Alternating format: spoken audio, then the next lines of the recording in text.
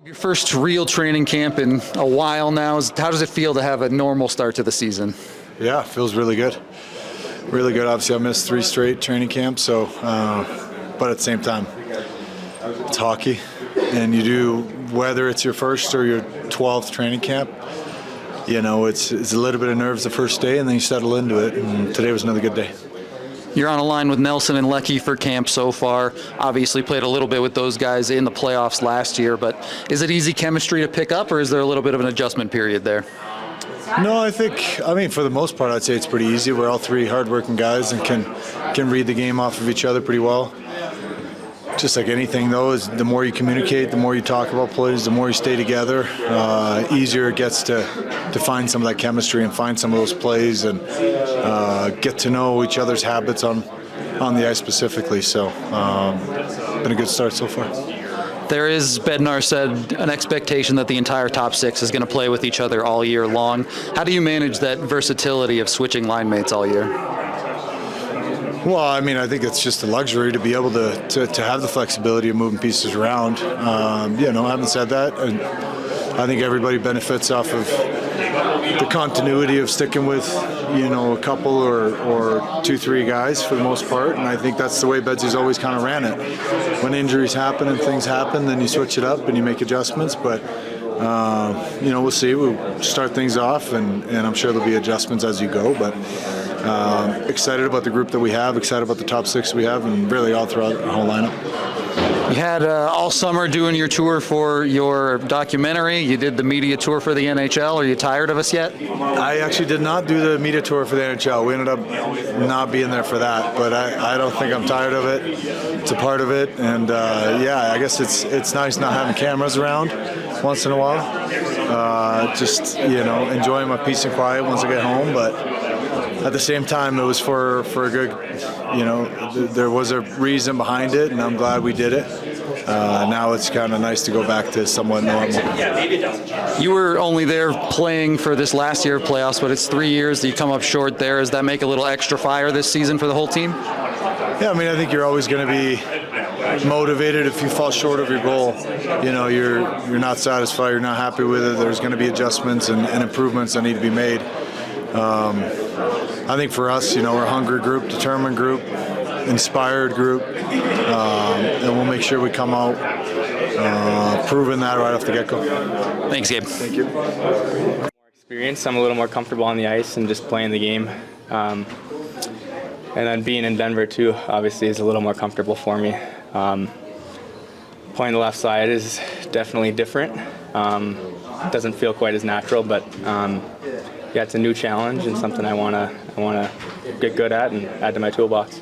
Have you thought about do you try to talk to other righties who've done it before, or do you watch stuff? I don't know. Just how do you even prepare for it? Yeah, I mean, honestly, pretty much all the lefties on the team have played the right side before. Maybe not consistently, but usually if there's more lefties on the team than righties, so I'm able to ask them, and I'm going to try to watch some film over the next week or so and just try to keep building. What is it that makes it challenging?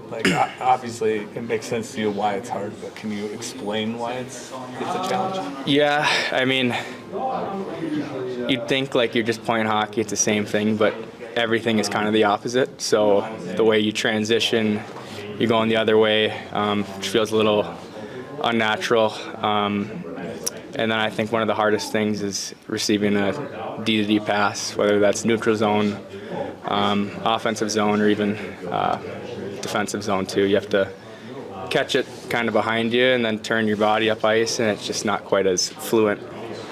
One of the biggest acquisitions came in Brent Burns this past offseason. What have you been able to talk to him and learn from him about just in these past couple days? Yeah, I mean, I've talked to him a bunch. I've been here for a couple weeks now. And he just has a great presence for the room. He's a ton of fun to be around.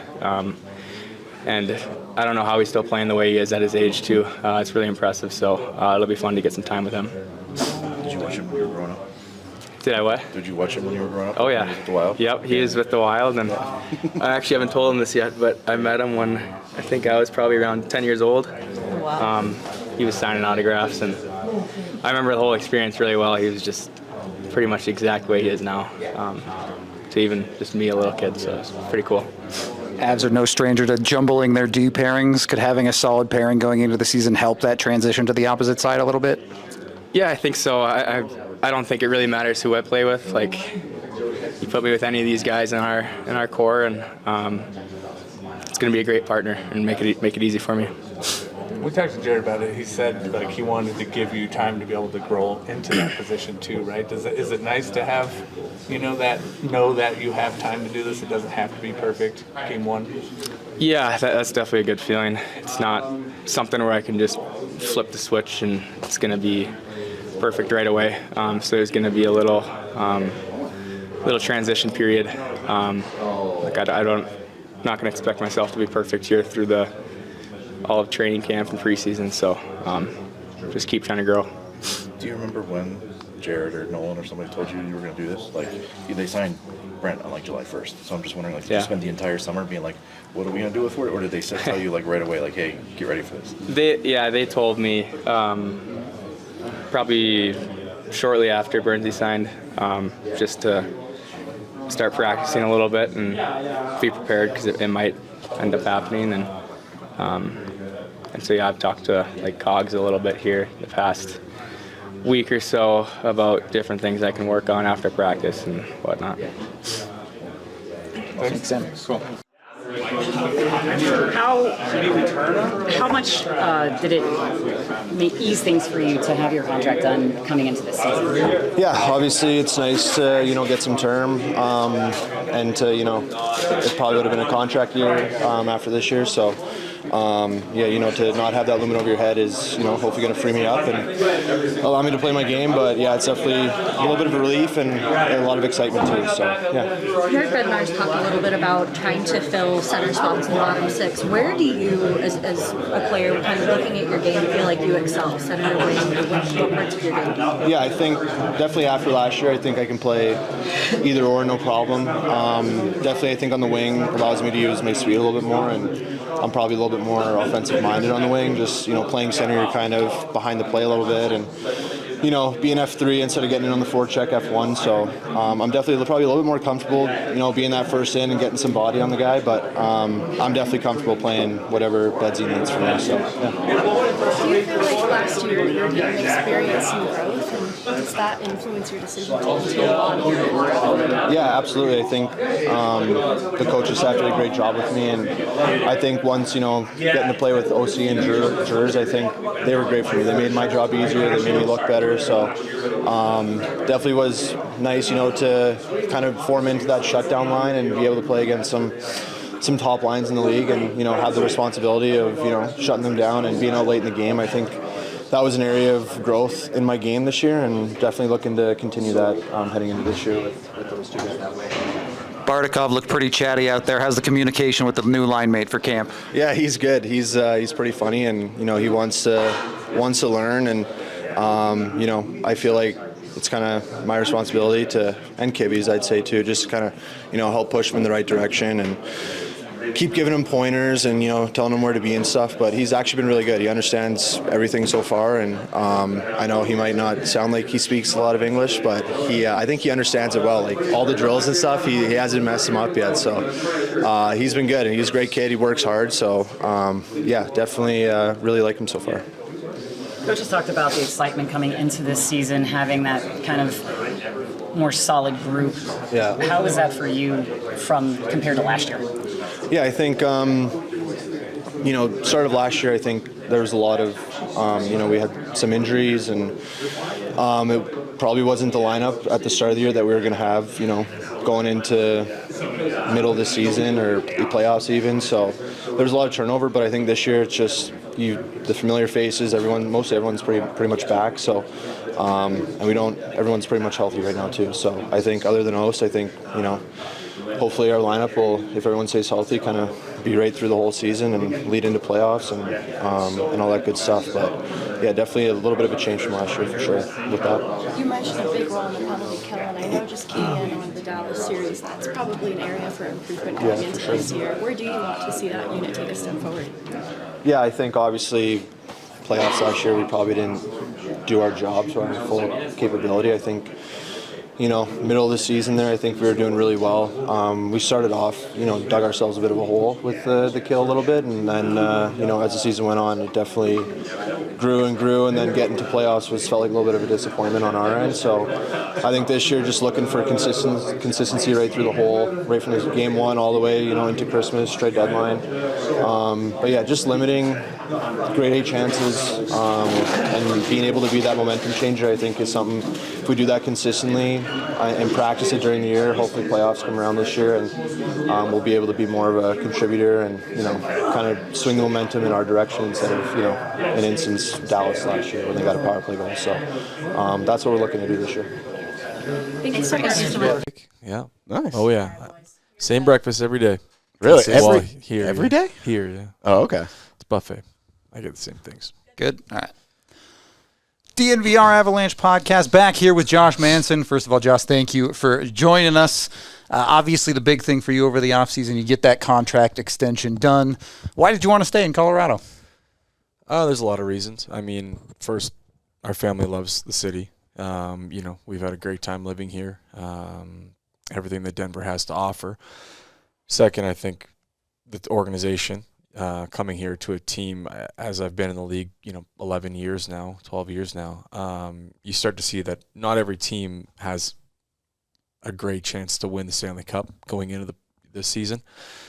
And I think here they put such an emphasis on building rosters that can win Stanley Cups. And when we have guys like McKinnon and Makar, right, and you start building other guys around them, you bring in, Marty and Nelly and Taser, and just Landy being back, right? Like, you start to look at these rosters and you go, well, we're going to have a chance to win, hopefully year after year for the next few years. And that was a big part of it. Like, you don't want to be on a team where you come into the season, you don't feel like you have a chance to win the Stanley Cup, because end of the day, what we're doing this for is to win the Stanley Cup. Yeah, it provides a living for your family, but, the most fun thing to do is win the Stanley Cup. So that was a big part of it. And then, like I said, it just, how comfortable our family was here, how comfortable we are with the team and the other players and the other wives and their kids. And it just felt like the right fit for us. Was that a really easy negotiation? Like, you guys, they approached you, you approached them, and it was just like, okay, well, we both want to continue this. Let's do it. This is easy. I think there was mutual interest from both sides, obviously. I don't think a negotiation is ever easy. I don't think it's ever, I don't know. I don't think there's ever been an easy negotiation. That's why they're negotiations, right? Yeah. But at the end of the day, we came to terms pretty quickly, and I think both sides are happy, are content with where we landed. And at the end of the day, that's kind of what I wanted. I know I didn't want to, push too hard. I wanted the team to feel comfortable and happy with it, and I wanted my family to feel comfortable and happy as well. And the 2-year term, I mean, it is what it is. I mean, you're in your 30s, and you probably weren't going to get like a big contract even out in free agency. But how easy was it to just say, I don't have to deal with this now? You don't have to worry about the contract situation going into the year. You just get to go and play now, and total security. Yeah, exactly. I think over the past couple of years, injuries have been unfortunately a part of the way my seasons have gone. Whether that be unfortunate ones like my hand wrist last year, where it just not much you can do about it, or the sports hernia thing. There's been injuries, and so I think that was a fair negotiation on their part, where hey, it's you're getting 33, 34 here, injuries. So taking that into consideration, I think we were both pretty comfortable. And they had Brent Burns this year. That right side, it's got Kale now. It's got Burns. Yeah. Malinski's had to move to the left side. You're on the right side now. Is this one of the better right sides of a defense that you've played on before? I think righties are definitely, I don't want to say at a premium, but they're a little bit at a premium. I think absolutely. Yeah, you don't toot, but toot, toot your own horn. I think righties are a little bit tougher to come by. And so the fact that we have depth on the right side, I think possibly frees us up a little bit more. Obviously, I'm not a huge fan of putting people on the offside, but that will be what it will be this year. But yeah, I think there's depth on that right side. I mean, you look at guys like, we got Kale, we got Burnsy, who's, everybody knows what he brings to the table, and I think Sammy will take another step again this year where he's going to be a good player, and then I'm just going to kind of do my thing. So yeah, it's a good right side. Even if it's a bit of a reduced role from what you've had in previous years, I mean, it's pretty exciting to look at that blue line, right, and want to go to work and do what you do. Oh, for sure. Yeah. No, I mean, I'm at the point where I kind of always had this mentality. I've never been a guy that I don't need the spotlight. I don't need to be the guy. I don't need to whatever, I just want to go out there, do my thing, contribute, and feel like appreciated for what I can bring to the table, and whether that be 12 minutes, 15 minutes, 20 minutes, whatever it may be, I just want to make sure that they're quality minutes that are contributing to the team. I don't need, appreciation for that outside of it. We've talked on our show for the last several years, really since you got here, that the defense has a lot of wine drinkers on it. A lot of puck movers, and then you're the whiskey drinker. Oh yeah. I want to know, just out of curiosity. Yeah. Do you like whiskey? I don't. No. I'm not a whiskey guy. No, I know. So we need to figure out just the saying a little bit here. Do you like, so we can accurately label it then? Gosh, I don't know. I don't know what you'd call it. A little more grit, maybe. I don't know what you say. I grew up in, Saskatchewan, northern Saskatchewan, in the farmer area. So it was I like to think where my upbringing was a little bit more gritty. Okay. Taser and Kale, they're Alberta. Kaler was Calgary. Okay, it's like that, huh? British Columbia. Do you have a favorite alcoholic drink? One you prefer? You know what? I grew up drinking vodka. All right. I've acquired a taste for wine as well. I've never. Great. Yeah. The wine drinkers are the gritty ones. We had Well, I don't know about that. I don't know. That came as I became more established in the league. My palate grew, but the veterans are all wine drinkers. Yeah. I The got paycheck it. got Okay. bigger, so you expanded the palate a little bit, got a little easier to try things. Huh? maybe that's what it was, or it was the people around me had bigger paychecks and they were just paying for wine. I don't know what it was. Perfect. Yeah. You mentioned the grittiness. Obviously, that's a bit of a unique thing to the level you bring it to on the Avs defense, but you also mentioned the injuries. How do you balance bringing that physical play with trying to stay healthy? Yeah, that's a good question. I mean, I think anytime you play the style that I played over the course of 10 years, right? Like, things add up. It's hard to argue with that. So, I think it's learning my body as I go, staying on top of things treatment-wise, trying to be aggressive when the right time approaches, right? Maybe whether that be tapering it back at times or not. But picking your spots, putting yourself in the right positions. But at the end of the day, I mean, nobody goes out there and tries to get injured, right? Sure. Like, that's not the goal. You're going out there to play your game. And I think the day that I take a step back and go, oh, I shouldn't hit that guy, or I shouldn't do this, I got to look after myself. That's the day where I kind of become less effective. And so I don't think that day should ever come. I think I kind of have to keep playing, to the wall every night, aggressive, in your face. And that's when my style is, that's when I'm contributing the best to the team, I think. We've seen last couple days of training camp we've been watching, and we noticed yesterday there were a couple chances that you had to Light somebody up. maybe lay the body a little bit, and you pull up on a team. Obviously, he's a teammate. You don't want to be doing that in training camp. Yeah. But you're talking about, like, trying to manage that. How do you think training camp has gone for you so far, and how are you feeling? Well, those are two hard skates. I mean, today and yesterday was really, really tough skates. So, trying to look after the body here the best I can. I felt really good the first day, to be honest with you. I felt like I was skating well, moving well, defending well. Today, felt like I was a little bit more tired, which makes things, obviously a little bit tougher to defend when you're tired. But it's good. It's good prep for the season because, you're going to get caught out there for minute plus shifts sometimes, and you got to be ready. You got to figure out how you can get through that. So, so I've been feeling pretty good so far. And I'm looking forward to, as this progresses and getting into some preseason action. It's a more aggressive schedule thanks to the extended Olympic break in February. Is that something that you guys talk about in the room of, like, hey, how are we going to manage some of this, off days, practices, all that?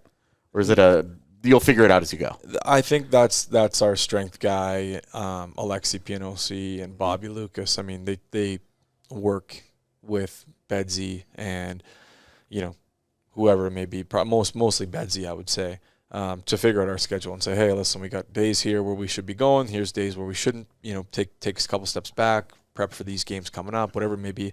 That's kind of all of them. And then I think as the season goes, we can give feedback and say, we're tired. We need a day tomorrow or whatever. And that's on the leadership group, right, to go in and kind of voice that on behalf of the team. But no, it's usually planned out. They do a pretty good job with that.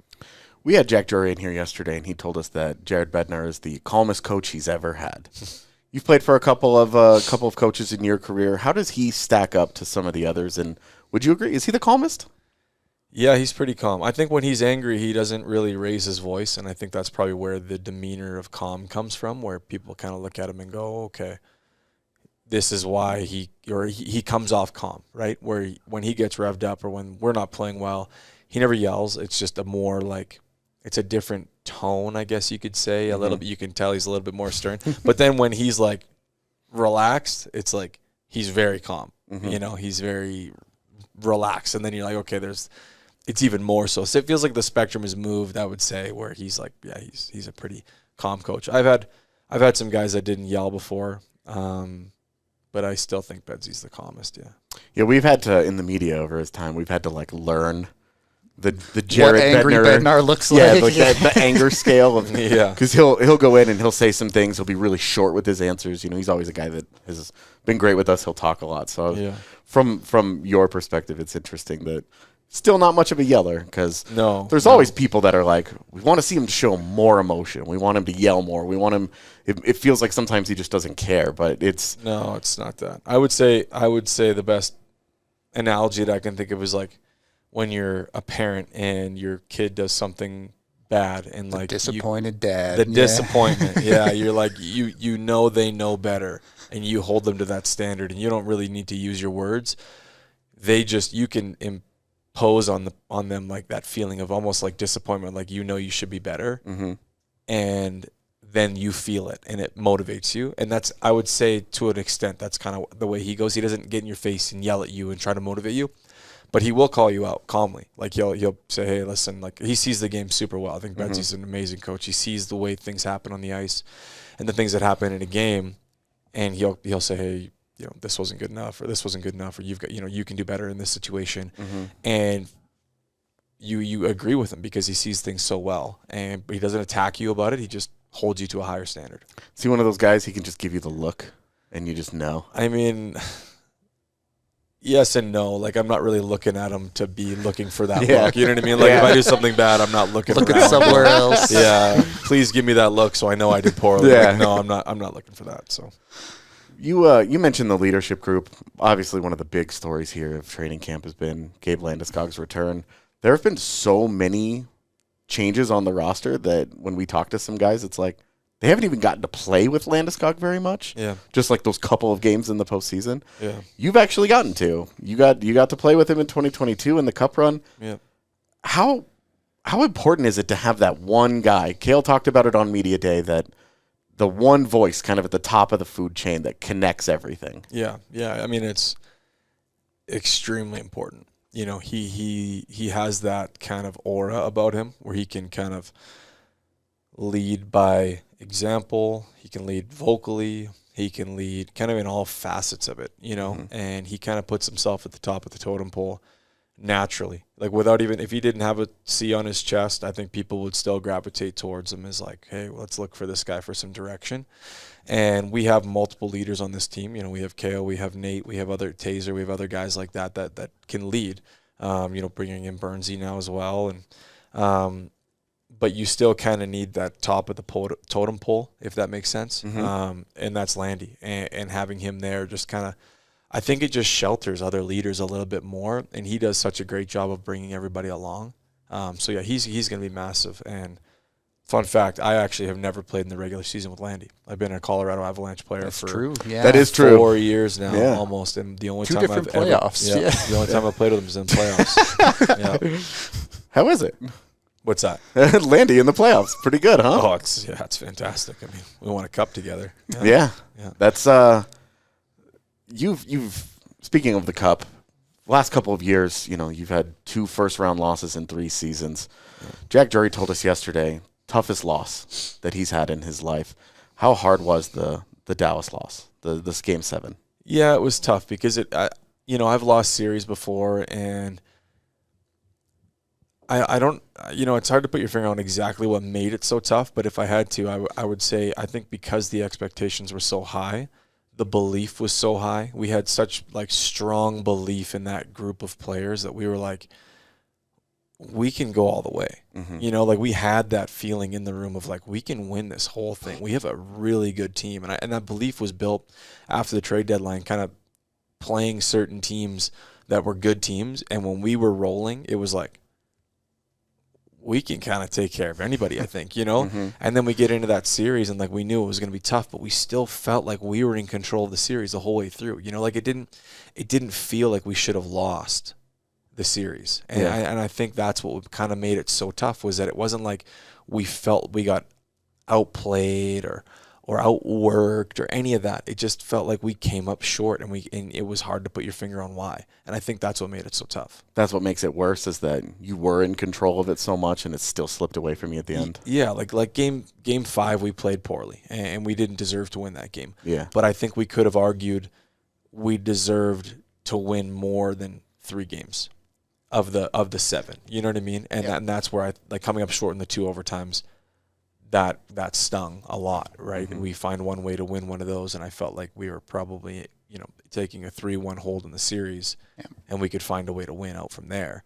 But just that's not the way things went, and yeah. The team as a whole went through the blender when it came to injuries last year. You had 49 players in the regular season. Does that take a toll in the locker room too? Would a little bit of a healthier season help the Avs this year? Yeah, for sure. I mean, if we can stay healthier and keep a good, solid group of guys in that room. Now, you're going to need guys. There's no way around it. You're going to need extra guys. But rolling through that many players, it'd be nice to build a little bit of consistency. Now, that's out of our control, obviously. But yeah, I do think it would be more beneficial to have less guys coming through the room. Finding guys that will be your depth pieces when guys go down, because it's inevitable. It will happen in the playoffs. Guys will go down, and you're going to need other players. So building that kind of that unity, that camaraderie, that throughout that mission to win, I guess you could say. Those guys that are in the room, we start the season, game 1, it's you're building this thing towards Stanley Cup from day 1. And when you keep that kind of group together, you can build that for longer. I am curious from your perspective in the room. You were not one of the many guys acquired or moved out in the middle of the season last year.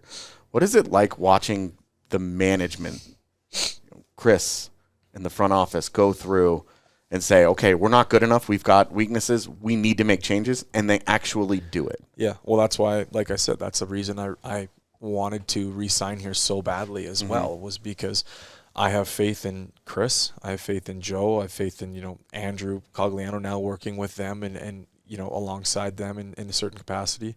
Kevin McDonald as well. They're all they all have the same mission. They want to win, and they're going to do what it takes to put a team on the ice that can compete and win. And then when they see faults, they will address them. They're not scared to go out and, say what you want about last season, not coming up short in the first round. But they grabbed a hold of things, and they did what they had to do. And I don't think a lot of people in the league could say they would have the, whatever you want to call it, the gall. The intestinal fortitude. Exactly. To do that, right? And they did it. And, you can say what you want. It's easier afterwards, but, they did it. They stepped up, and they were like, this is what we think can help us win, or we got to do what we got to do. And that was a big reason I wanted to come back. Because I trust in them that they want to put the best team on the ice to get this team to win a Stanley Cup. Getting close to the end here for you, but the feeling around the team being in the room the last couple of days and watching it's been very high-paced, spirited training camp so far. How does it feel in the room? Is there a renewed sense of belief? Is there a little bit of anger from the way things ended last year, and you're saying, we want to use this positively? Nate said you can't live in negativity for the next 9 months, but you want to use it positively. How motivated does the team feel right now? Well, I think we're motivated, yeah, for sure. I mean, like I said, we come into the season feeling like we could win a Stanley Cup, right? That's, you look around at the roster and the lineup, and you're going, well, we got a pretty good lineup here for game 1. And like you said, I don't think you can live in negativity. There is fuel there. I don't think I feel it the full effects quite yet. There's a lot of guys around the room. This is training camp. We're not down to the 23, 25, guys that are going to be really with the group for the rest of the year. Yeah. So we're not down to it yet. So that full feeling isn't there quite yet. But I definitely, it's been in the back of my mind, not a negativity, but just a motivation. Okay. All right. That'll do it. Josh, thank you again for joining us. We appreciate it. Good luck on the year. Hopefully training camp continues to go well. We will be back after this commercial break.